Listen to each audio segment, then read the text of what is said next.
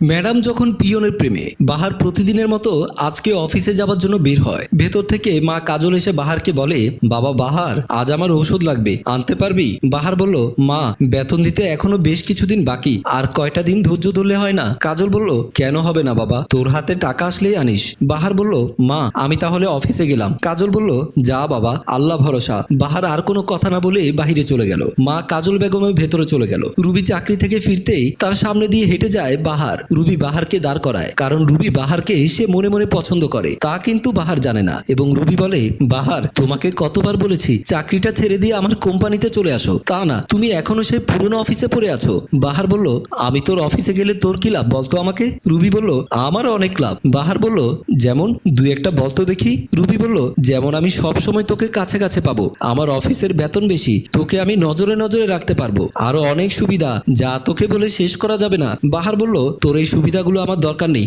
আমার অফিসে দেরি হয়ে যাচ্ছে, আমার সামনে থেকে সরে যা, আমার সময় নষ্ট হচ্ছে। রুবি বলল, আমার জন্য কি তোর এতটুকু সময় নষ্ট করতে পারবি না বাহার? বাহার বলল, সে সময় ও সুযোগ কোনোটাই আমার কাছে নেই, কারণ আমার পরিবারকে সময় দেওয়া আমার জন্য ফরজ। রুবি বলল, বাহার আজকে আমার ছুটি আছে, চল না আমরা দুজন একটু সাগর পাড়ে গিয়ে ঘুরে আসি। বাহার বলল, না রুবি, আমার হাতে সময় নেই, আমাকে সময় মতো অফিসে যেতে হবে। এই কথা বলে বাহার চলে গেল।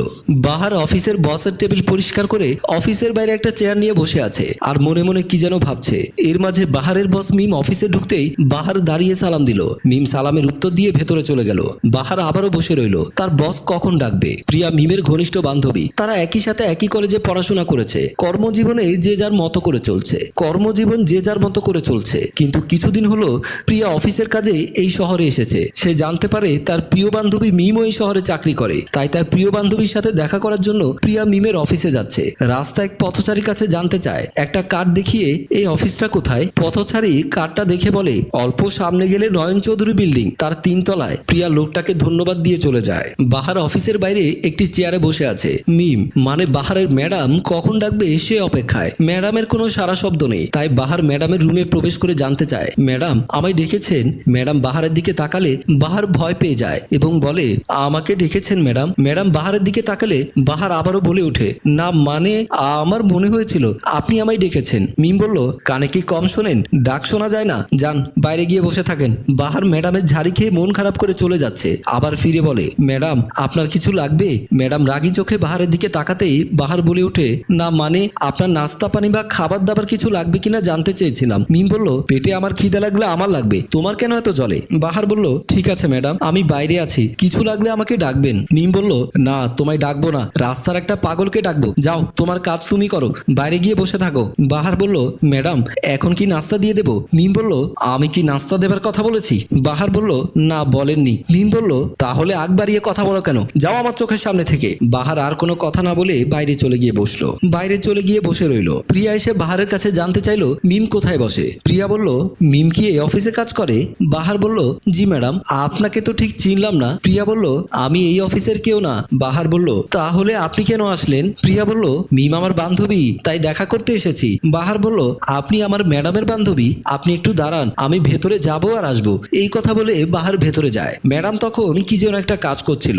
বাহারকে দেখে বলে, তোমাকে কি আমি ডেকেছি? বাহার মাথা নেড়ে বলে, না। তাহলে কেন ভেতরে আসলে? বাহার বলল, ম্যাডাম আপনার এক বান্ধবী এসেছেন তাই। মিম বলল, আমার বান্ধবী মানে? তাকে বাইরে দাঁড় করিয়ে রাখলে কেন? ভেতরে আসতে বলো। বাহার আবারও বাইরে চলে যায়, আর প্রিয়া ভেতরে প্রবেশ করে। তারা দুই বান্ধবী জমিয়ে আড্ডা দেয়। কিছু সময় আড্ডা দেবার মাঝে বাহার আবারও এসে দাঁড়ায়। তাকে মিমের চোখ পড়তে মিম বাহারকে বলে, বাহার আমি তোমাকে ডেকেছি? বাহার বলল, না মানে আপনার বান্ধবী এসেছে তাই। মিম বলল, আমার বান্ধবী এসেছে বলে কি তোকে এসে দাঁড়িয়ে থাকতে হবে? বাহার বলল, না মানে আপনার বান্ধবী এসেছে তাই এসে দাঁড়িয়েছি, যদি নাস্তা পানি আনতে হয় তাই। প্রিয়া বলল, বাহ অসাধারণ। মিম বলল, আগ বাড়িয়ে কাজ করা বন্ধ করো, যাও বাইরে গিয়ে বসে থাকো। বাহার মনে কষ্ট নিয়ে বাইরে চলে গেল। প্রিয়া বলল, কি ব্যাপার মিম, এই লোকটার সাথে এমন আচরণ করলি কেন? মিম বলল, তুই ওসব বুঝবি না, বল কি খাবি? লাঞ্চের টাইম তো হয়ে গেছে, বিরিয়ানি খাবি নাকি সাদা ভাত খাবি? প্রিয়া বলল, সাদা ভাত হলেই চলবে। মিম বলল, বাহার বাহার এদিকে এসো। বাহার আস্তে আস্তে মিমের কাছে আসলো। বাহার বলল, আমায় ডেকেছেন ম্যাডাম? মিম বলল, আমাদের জন্য সাদা ভাত নিয়ে এসো। বাহার আর কোনো কথা না বলে দ্রুত বেরিয়ে গেল। তারা কথা বলছে। কিছু সময় কথা বলার পর বাহার 2 প্লেট ভাত নিয়ে আসে। মিম ও প্রিয়া ভাত খেতে থাকে, আর বাহার তা দেখতে থাকে। বাহারের চোখে মুখে খাবারের আকতি। মিম তা লক্ষ্য করে বাহারকে বলে, বাহার তুমি বাইরে যাও, আমাদের খাবার দাঁড়িয়ে দাঁড়িয়ে দেখছো কেন? বাইরে যাও। বাহার বাহার মন খারাপ করে বাইরে চলে যায়। তারা খাবার শেষ করে বাহারকে ডেকে বলে, বাহার বাহার। বাহার আসলে বলে, এসব নিয়ে ডাস্টবিনে ফেলে দাও। বাহার বলল, ঠিক আছে ম্যাডাম। বাহার খুশি হয়ে খাবারগুলো নিয়ে বাইরে চলে যায়। বাহার রুমের এক কোনায় বসে ম্যাডামের ফেলে দেয়া খাবারগুলো খুব তৃপ্তির সাথে খেতে লাগলো, যেন অনেক দিনের অনাহারে থাকে বাহার। মিম হাঁটতে গিয়ে চোখ পড়ে বাহার যেন কি করছে। মিম ভালো করে লক্ষ্য করে দেখছে বাহার তার ঝুটা খাবারগুলো তৃপ্তির সাথে খেতে লাগলো। মিম যেন আকাশ থেকে পড়লো। আমার ফেলে দেয়া খাবার খেয়ে বাহার তার খিদা নিবারণ করছে। আমরা কত অপচয় করি, কেউ হাতের নাগালে পেয়ে খেতে পারছে না, আর কেউ এক মুঠো অন্যের জন্য কতই না কষ্ট করছে, অথচ আমরা এরকম কতজনের খাবার বিলাসিতার দৌড়ে অপচয় করছি। মিমের অগোছরে চোখ দিয়ে কয়েক ফোঁটা জল গড়িয়ে পড়লো। মিম চোখ মুছতে মুছতে চলে গেল। পরের দিন মিম অফিসে বসে আছে। মিম একটু পরে বাহারকে ডাক দেয়। মিম বলল, বাহার বাহার। বাহার আসলে মিম বলে, বাহার বসুন। বাহার দাঁড়িয়ে বলে, বলুন ম্যাডাম। মিম বলল, আগে বসুন। বাহার দাঁড়িয়ে আছে। নাস্তা করেছেন? বাহার বলল, মুড়ি খেয়েছি। মিম বলল, খিদা লাগেনি? বাহার বলল, না ম্যাডাম। মিম বলল, আমার তো খিদে লেগেছে, যাও আমার জন্য 2 প্লেট নাস্তা নিয়ে আসো।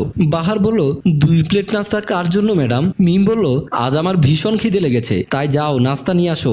বাহার চট করে নাস্তা আনতে চলে যায়। আর মিম কি যেন ভাবছে। এরই মাঝে বাহার নাস্তা নিয়ে এসে টেবিলে রাখে আর বলে, ম্যাডাম নাস্তা এনেছি। মিম বলল, বাহার তুমি বসো। বাহার অবাক হয়ে দাঁড়িয়ে আছে। মিম বাহারের কাছে এসে বাহারকে চেয়ারে বসিয়ে দেয় এবং বলে, আজকে তুমি আমার মেহমান। এই কথা বলে নিজের চেয়ারে বসে বলে, আজ থেকে প্রতিদিন নাস্তা আনবে 2 প্লেট, ভাত আনলেও 2 প্লেট, এবং সবসময় তুমি আমার সাথে খাবে। মিম বাহারের মুখে খাবার তুলে দিল। বাহার খাচ্ছে আর দু চোখ দিয়ে পানি গড়িয়ে পড়ছে। মানুষের মনুষ্যত্বই পারে মানুষের প্রতি সহানুভূতিশীল হতে। দর্শক, আমাদের গল্প এখানে ইতি টানলাম। আমাদের গল্পটি যদি আপনাদের ভালো লেগে থাকে তাহলে লাইক, কমেন্ট, শেয়ার করে অন্যকে দেখার সুযোগ করে দিন। ধন্যবাদ। রচনা ও পরিচালনায় আয়ুব মাহমুদ টেম্পু, প্রযোজনায় FA নয়ন চৌধুরী।